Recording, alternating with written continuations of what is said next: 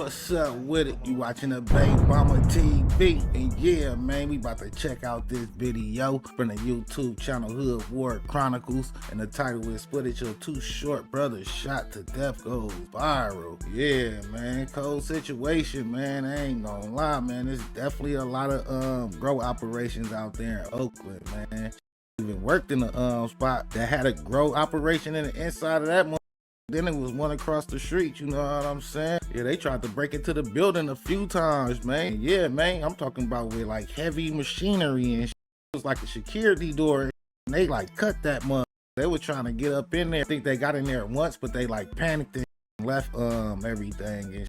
So yeah, man, I ain't gonna lie, them grow operations it's dangerous for sure, man. And I ain't gonna lie, like over the years too, Oakland definitely changed, man. It's a lot more robbing than hustling and you know what I'm saying? Like people adapting to the times, cause I ain't gonna lie, it seemed like the dope game kind of like got shut down with them new drugs hitting the market and shit. A lot of motherfuckers don't probably don't want to sell that something, you know what I mean? I don't know what's going on with the dope game, but dope game took a major hit, man, for real. But yeah, man, I was working in Oakland and be doing deliveries all over Oakland, you know what I'm saying? But one day I was like on it was like, I think it was like one street over from International or something like that. I was making a delivery. I was waiting for like a customer at their door and you know what I'm saying? But it was this dude, man, he was like across the street yoking up his or whatever, man, you know what I'm saying? But she wasn't listening to him, man.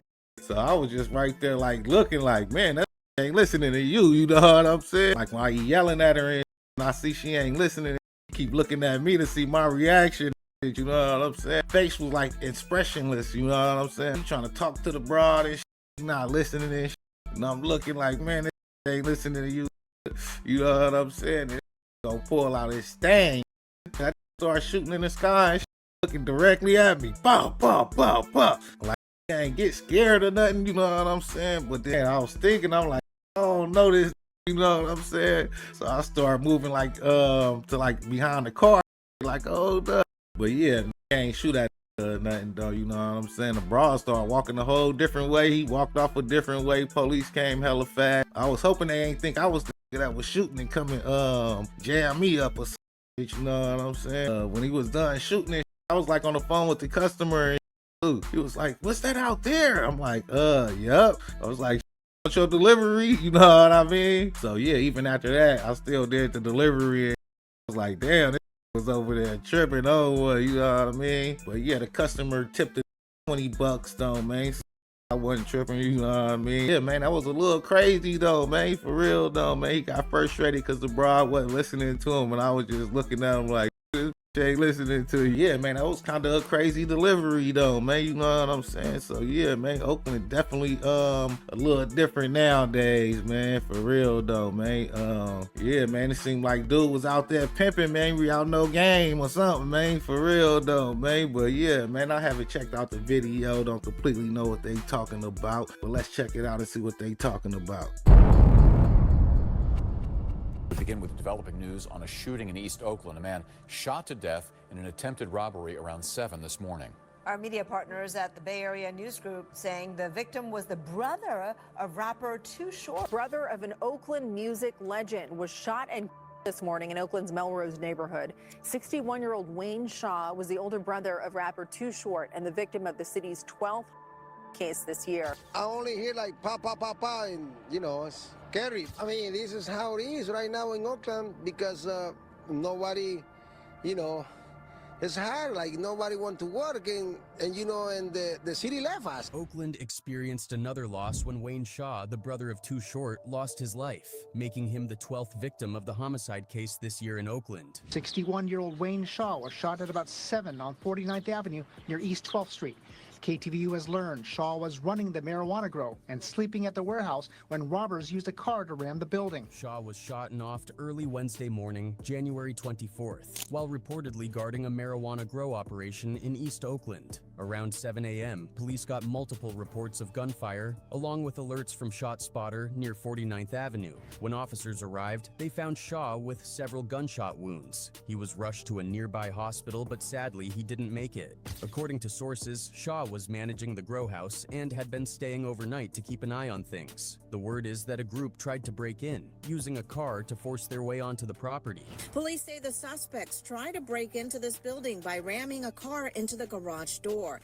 Investigators believe that's when 61-year-old Wayne Shaw came out to see what was going on. When Shaw stepped outside to confront them, they shot him multiple times before getting away. Unfortunately, stuff like this isn't exactly rare in Oakland. Running a marijuana business there is already risky, and in recent years, dispensaries and grow houses have become major targets. Just recently, authorities announced that nearly 24 gang members have been charged in a string of dispensary burglaries across California, stealing more than $1 million in cannabis products. Products were valued at over $1 million.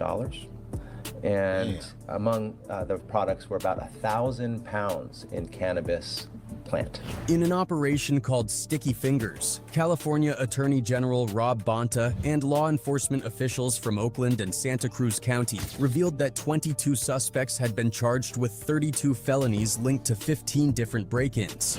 We are here today to announce 32 felony charges against 22 suspects who we allege were engaged in organized retail crime. The suspects reportedly hit dispensaries overnight, making off with edibles, gummies, and thousands of pounds of weed, most of which was later sold through social media. Again, we've charged 22 suspects with breaking into cannabis retail stores after hours. They've stole plants, they stole other products as well, like gummies and edibles, and they resold these items. Sadly, Shaw found himself dead while trying to protect what was already a heartbreaking reality in Oakland. Our message to those involved in these crimes is and has been unwavering. If you organize coordinated retail thefts, if you steal from our businesses and put our people in harm's way, if you try to make an easy buck off of other people's hard work, we will come for you, Bonta said. Most of the suspects, if not all, are tied to gangs in Oakland, according to police. And this isn't their first run-in with the law,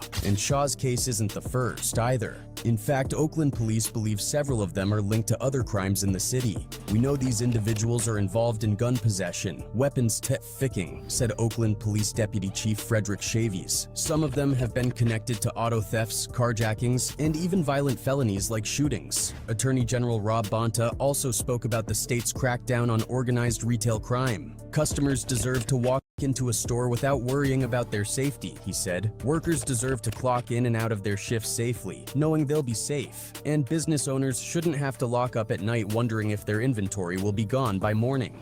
Customers deserve to walk into a store without needing to worry or keep an eye on emergency exits. The workers deserve to clock in and out. A few weeks I ain't gonna lie, with me working at a dispensary and shit. Yeah, man, I ain't gonna lie, there been times where like motherfuckers be waiting around and watching us and shit, you know what I'm saying? And not too long ago, it was like some dudes waiting around and shit that was in the van and shit. And the security, he was like a budget security. I ain't gonna lie, nigga ain't got no weapon, no nothing, you know what I'm saying? But yeah, the dudes was right there. He ain't even confront him or nothing. And then shit, before I know it, them niggas robbed somebody and got up out of there. I was like, damn. Yeah, them dispensaries and shit is definitely big ass targets right now in Oakland, man. I like getting weed with a discount, you know what I'm saying? But man, if I knew like a nigga died over that shit, I probably wouldn't even want that shit, you know what I'm saying? For real though. Prior, the governor, Gavin Newsom, announced that the state's organized retail crime task force had arrested over 167 people in July, more than double the number from June. Since the start of the year, they've recovered over $7 million in stolen goods, according to the governor's office. But to really understand how deep this goes, you have to look at Oakland's long history of street gangs and violence. It's consistently ranked as one of the most dangerous cities in the country, and the gang scene here is different from other places in California. Instead of the traditional Bloods and Crips, Oakland's gangs are broken up into different crews and alliances like Stubby and Case, which control most of the hoods in the city. These two factions are bitter rivals, and any neighborhood aligned with one is automatically at war with the other. Take West Oakland, for example, home to the Acorn Projects and their longtime enemies, Ghost Town. These two gangs have been going at it for years, and their beef runs deep. What makes it even wilder is that they weren't always enemies. Back in the day, the Acorn Project projects were one of the first major housing projects in Oakland, built in the 1960s. But their construction wiped out an entire community, displacing around 9,000 people and shutting down businesses and job opportunities. That left the residents of Acorn with little hope, and over the years it turned into a hot spot for crime, drug dealing, and violence. Ghost Town, on the other hand, was always known as one of the roughest areas in West Oakland. There are different theories about how it got its name, but with the insane number of shootings and K-ings that have happened there, it's not hard to guess why. By the early 2000s, the beef between Ghost Town and Acorn had escalated into an all-out war. Shootouts and street fights became part of daily life, with prominent gang members constantly clashing. And just like most gang rivalries, something set it off and made peace impossible. The violence between these two crews hasn't stopped since. On the morning of June 30th, 2006, Jermel from Ghost Town got into it with Wendell from Acorn. Later that day, police heard about 30 gunshots and saw a car speeding away from the scene. They tried to chase it down but lost it. Jermel got lucky. He was only shot in the leg, but it took 2 whole years before anyone came forward with information.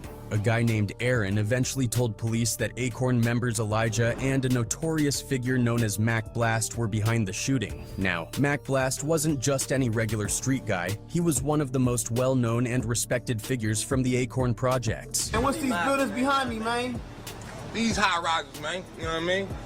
No, it's all Acorn, though. You feel what I'm saying? Acorn the dominant force around here. Everything around here come up under that Phyllis Mitchell Act, man. You feel what I'm saying? Y'all seen the documentary? He was known for a lot in the streets, but to the rest of the world, he became famous after appearing in the Hood to Hood DVD, which featured different hoods across the country back in the early 2000s. That DVD put him on the map, but it also brought a lot of unwanted attention, making him a bigger target for law enforcement. Fast forward to 2008, Jermel, the shooting victim, landed in jail. While locked up, police questioned him and he admitted that Acorn and Ghost Town used to be cool until the day he got shot. He pointed the finger at Elijah and Mac Blast as the shooters. But not long after Jermel got out of jail, he was offed before Elijah or Mac Blast could ever be convicted for shooting him. Later that year, in 2008, police launched a massive raid on Acorn called Operation Nutcracker. It was a 3-month investigation involving 400 officers from 17 different agencies, all working together to take down the gang. The operation was tied to over 40 shootings in just 3 years, along with a large-scale drug operation.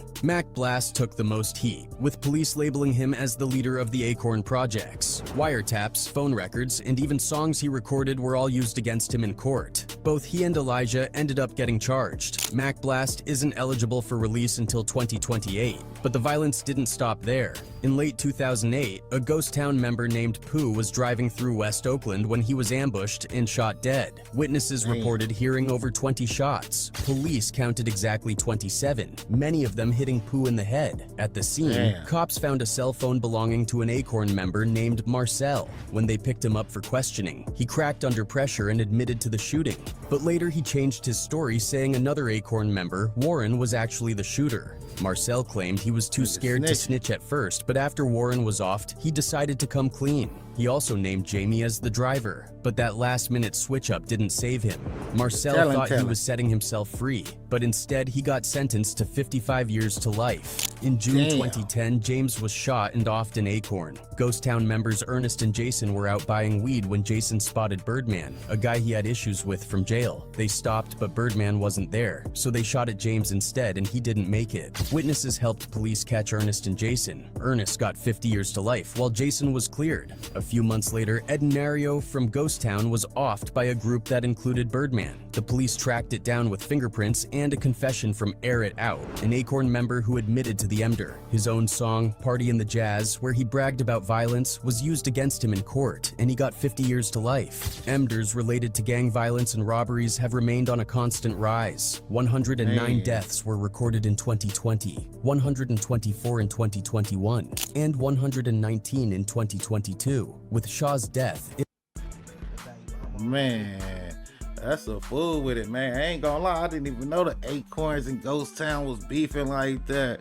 Cause I ain't gonna lie, when I was little, my dad lived in Ghost Town. You know what I'm saying? He had some chick out there and shit. And I ain't gonna lie, I used to be out there like shit, walking around and shit. I was like down there 13 or 14 or something like that, you know what I'm saying? I ain't gonna lie, I was smoking trees back then, so I was hanging with the chick stepson and her friend and shit, you know what I mean? I'm like, man, shit, what a weed at out here, you feel me?